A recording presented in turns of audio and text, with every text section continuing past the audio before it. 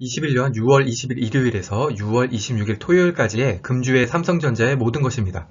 삼성전자의 모든 것에서는 한 주간의 삼성전자 주가 동향, 매매 동향과 함께 증권사 리포트 주요 뉴스를 소개해드립니다. 삼성전자 주주분들이 지난 한 주간 삼성전자에 무슨 일이 있었는지를 이 영상 하나로 손쉽게 확인할 수 있게 하는 것이 목표입니다.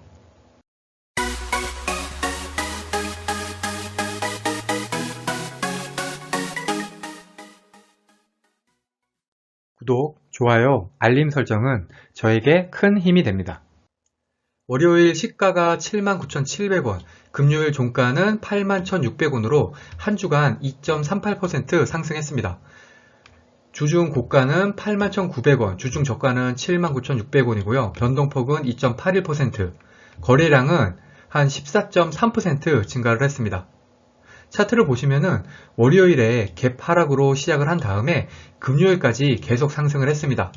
다시 8만원대를 회복을 했고 거래량도 지난주에 비해서 많이 올랐습니다. 이번 주는 기관이 42만 주, 외국인이 609만 주 매도를 했고요. 개인이 651만 주 매수를 했습니다. 기관과 외국인 모두 매도세를 유지를 했지만 그 수량이 좀 많이 줄었습니다. 개인만이 지난주에 이어서 매수세를 이어갔네요. 이번 주에는 6월 24일 유안타증권의 단기 실적 모멘텀 대 4분기 이후 우려 요인이라는 리포트를 살펴보겠습니다. 삼성전자 2분기 연결 영업이익이 11.4조를 전망을 하고 있는데요. 이렇게만 나오면 생각보다는 잘 나오는 거죠. 실적이 잘 나오는 이유로 반도체 사업 부분에 실적 모멘텀을 꽂고 있습니다. 우선 메모리 반도체 가격 상승폭이 확대가 되고 오스틴 정전 손실도 대폭 축소될 것으로 보고 있습니다. 3분기 영업이익은 15.4조로 더 좋을 것으로 전망을 하고 있습니다. 사업부별로 살펴보면 반도체 사업부가 영업이익이 9.8조, 특히 DRAM 블렌디드 ASP 상승폭이 15%로 예상을 상회를 해서 2분기에 이어서 3분기 실적을 견인할 것으로 보고 있습니다.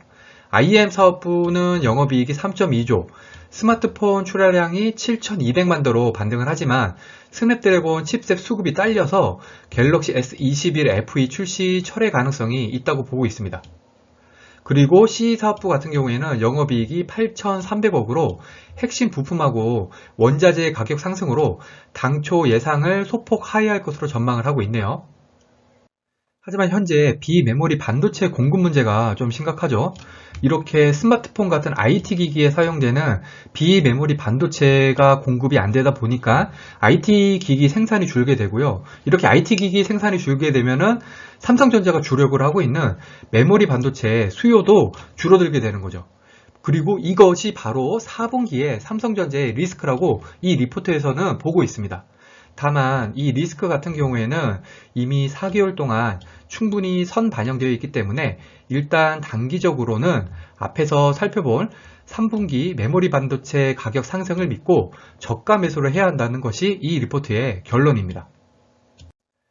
최근 한 달간 증권사들의 삼성전자 목표 주가를 보시면은 메리츠증권이 96,000원으로 제일 낮고요. 오늘 살펴본 유안타증권이 107,000원으로 가장 높습니다. 상향 의견, 하향 의견 없이 유지만 두 건이고 새로 제시한 게 한 건 있습니다. 그래서 최근 한 달 평균 증권사 목표 주가는 102,666원으로 6월 25일 종가 기준으로 25.8% 수익률입니다. 드디어 최근 한 달 평균 증권사 목표 주가가 10만원을 넘어섰네요. 6월 20일 일요일 기사는 블로터의 삼성 갤럭시 Z 플립 3 양산 시작 8월 말 출시 예정이라는 기사입니다. 원래는 7월에 생산이 예정되었던 갤럭시 Z 플립 3가 6월 14일부터 대량 생산을 시작했다고 하네요. 요게 갤럭시 Z 플립 3이고요. 이게 갤럭시 Z 폴드 3인데 8월 27일에는 출시가 예정이라고 보도가 나왔습니다. 생산량을 보시면은 갤럭시 플립 2가 지난해 한 100만 대에서 200만 대 수준으로 생산을 했는데 올해는 갤럭시 플립 3가 400만 대, 그리고 갤럭시 폴드 3가 300만 대 해가지고 전체 폴더블 폰 생산 예정량이 한 700만 대 정도 된다고 이 기사에서는 전망을 하고 있습니다. 여기에 가격 같은 경우에는 갤플립 3가 한 108만원부터 갤럭시 폴드 3는 181만원부터 판매가 될 것으로 보고 있는데요. 이거는 이제 전작에 비하면은 한 30만에서 50만원 정도 싸지는 거라고 하네요. 그런데 또 시장 조사 업체에 따르면은 글로벌 폴더블 폰 시장 규모가 올해는 한 560만 대로 늘어날 것으로 전망을 하고 있습니다. 그런데 보시면은 삼성에서 700만 대를 생산한다고 했는데 이거는 560만 대보다는 크네요. 아무튼 폴더블 폰 생산이 앞으로도 점점 더 많이 늘 것은 확실해 보입니다. 21일 월요일 기사는 조선비지에 10만 전자 간다던 삼성전자 한 달 만에 다시 7만 전자 외인 기간은 6천억 매도라는 기사입니다. 월요일에 삼성전자가 갭 하락한 후에 79,900원에 거래를 마쳤다는 기사인데요. 외국인이 3,406억, 기관이 2,615억 원 순매도했네요. 그래도 증권사 전망은 주가가 반등할 것이라고 보고 있습니다. 이유는 비메모리 산업 내 경쟁력 개선, 그리고 DRAM 부문의 원가 절감 본격화를 꼽고 있는데요.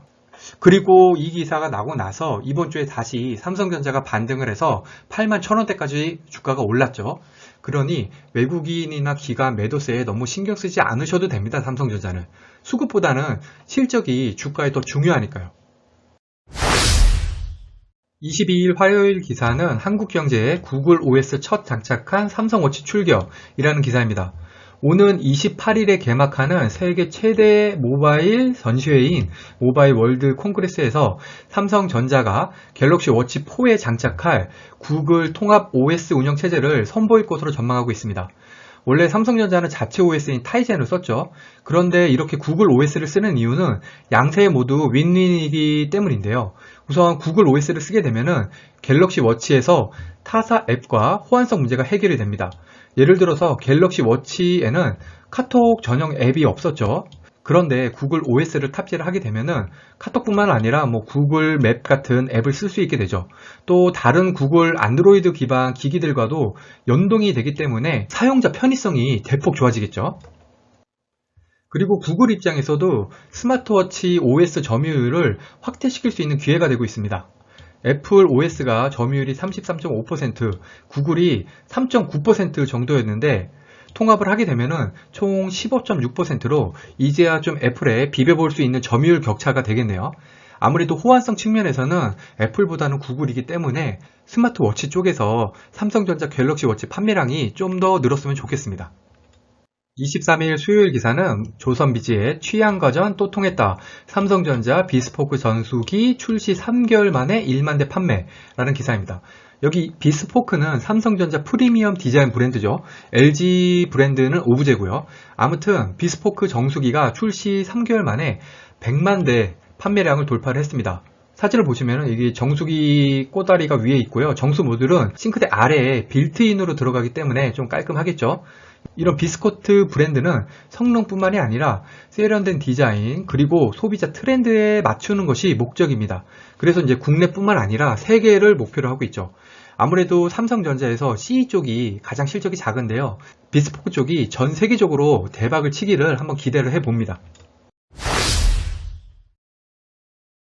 24일 목요일 기사는 뉴스원의 직원 식사로 검찰 수사 받게 된 삼성, 해도 너무한다 라는 기사입니다. 좀 안 좋은 소식이죠. 공정위가 삼성전자, 삼성 SDI, 삼성 디스플레이, 삼성전기가 계열사인 삼성 웰스토리에 급식을 미뤄줬다는 이유로 과징금을 2,349억 원을 부과를 했습니다. 그리고 삼성전자하고 전 미래전략실장을 검찰 고발하기로 했네요. 하지만 삼성은 임직원들의 복리후생을 위한 경영활동이 부당 지원으로 호도됐다고 반발을 했죠.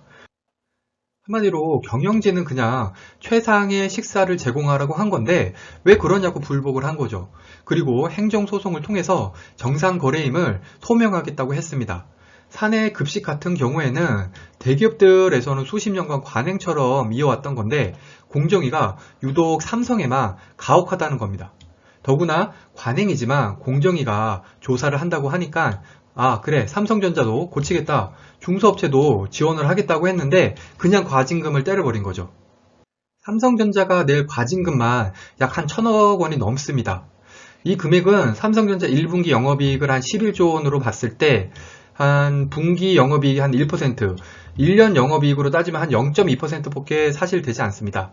하지만 혹시 삼성전자 때리기로 인기를 얻으려고 하는 것은 아닌가 싶네요. 그런데 만약에 그렇게 생각을 하면은 정부가 잘못 생각하고 있는 게 삼성전자 개인 주주가 지금 500만 시대입니다. 물론 삼성전자가 잘못한 곳이라면 고쳐야 하겠지만 삼성에만 가혹하게 한다고 해서 정부 인기가 올라가는 시대는 아니라는 것이죠. 25일 금요일 기사는 SBS 비즈에 삼성전자 반도체 장비도 초격차, EUV 선점에 4조 플러스 알파 투자라는 기사입니다. 반도체 장비 회사 중에 네덜란드 ASML이 유명하죠. 이 회사는 전 세계에서 유일하게 반도체 초미세 공정에 사용되는 극자외선 EUV 노광 장비를 생산하는 기업입니다. 한 대가 무려 2천억이 넘습니다. 그런데 생산량이 겨우 1년에 한 400대 정도여서 이 장비 확보가 굉장히 중요하죠. 그런데 삼성전자가 2023년까지 4조 원 이상을 투자를 해서 이 장비를 20여 대 배치하려고 하고 있습니다. 일단 이 장비는 5나노급 반도체 소재를 제작할 수 있는 장비고요. 이 장비를 늘린다는 것은 초미세 공정에서 TSMC와의 격차를 줄일 수 있다는 것이죠. 장비 한 대 가격이 2천억입니다. 아무리 큰 기업이라도 섣불리 구매할 수가 없는 금액이죠. 맞습니다. 이미 초미세 공정은 TSMC와 삼성전자의 싸움입니다. 후발 주자들 관련된 우려가 최근에 많이 나오고 있지만 결코 쉽지는 않을 것입니다. 26일 토요일 기사는 머니투데이의 LG, 애플 동맹에 비상 걸린 삼성, 갤럭시만 문제 아냐 라는 기사입니다. LG가 LG 베스트샵에서 아이폰을 판매하기로 결정했다고 하네요. 현재 국내 스마트폰 시장 점유율이 삼성전자가 65%, 애플이 20%, LG전자가 14%인데 LG전자가 이번에 철수를 하게 됐죠. 그래서 이 LG전자의 점유율을 애플하고 삼성전자가 나눠 갖게 되는데 애초 예상은 삼성전자가 한 70에서 80%, 애플이 한 20에서 30% 정도가 되겠다고 생각했지만 애플이 이번에 LG 베스트샵에서 판매를 하게 되면은 변수가 생길 수도 있다는 건데요.